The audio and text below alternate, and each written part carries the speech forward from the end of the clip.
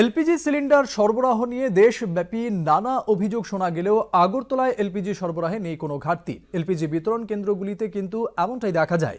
বিভিন্ন এলপিজি বিতরণ কেন্দ্রগুলিতে গ্রাহকরাও বুকিং থেকে শুরু করে ডেলিভারি প্রতিটি ক্ষেত্রে তাদের পরিষেবা পাচ্ছেন। সব মিলিয়ে পুরো প্রক্রিয়া চলছে স্বাভাবিক নিয়মে।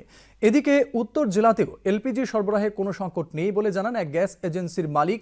গ্রাহকরা সিলিন্ডার বুক করার পর স্বাভাবিক নিয়ম মেনেই তাদেরকে পরিষেবা দেওয়া হচ্ছে। এতে করে খুশি গ্রাহকরাও।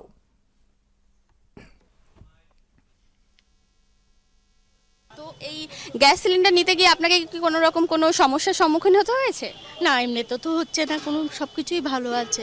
যেটা লেখা আছে টাইম সেটাই পাচ্ছি আমি। আপনার নাম কি? আমার নাম অজিত অজিত দেবনাথ। আচ্ছা, আপনি কোথা থেকে এসেছেন? আমার বাড়ি ধলেশ্বর। আচ্ছা, তো গ্যাস বুকিং বা গ্যাস হাতে পেতে কি আপনার কোনো রকম কোনো না, অসুবিধা হয়েছে? অসুবিধা হয়নি, অসুবিধা হয়নি। আপনি কবে গ্যাস বুক করেছিলেন? আমি যেদিন বুক করেছি সেদিনই পেয়েছি।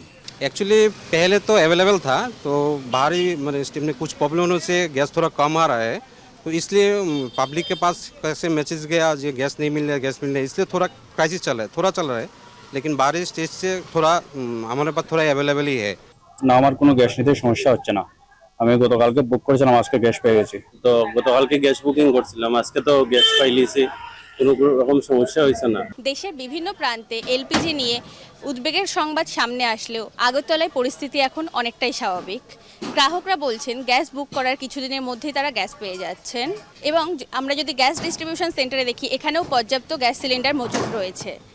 আগরতলার ভুতুরিয়া গ্যাস ডিস্ট্রিবিউশন সেন্টার থেকে ক্যামেরা পার্সন রূপক পিনারুর সঙ্গে আমি সোহানা মুন্সি, ডিডি নিউজ, আগরতলা।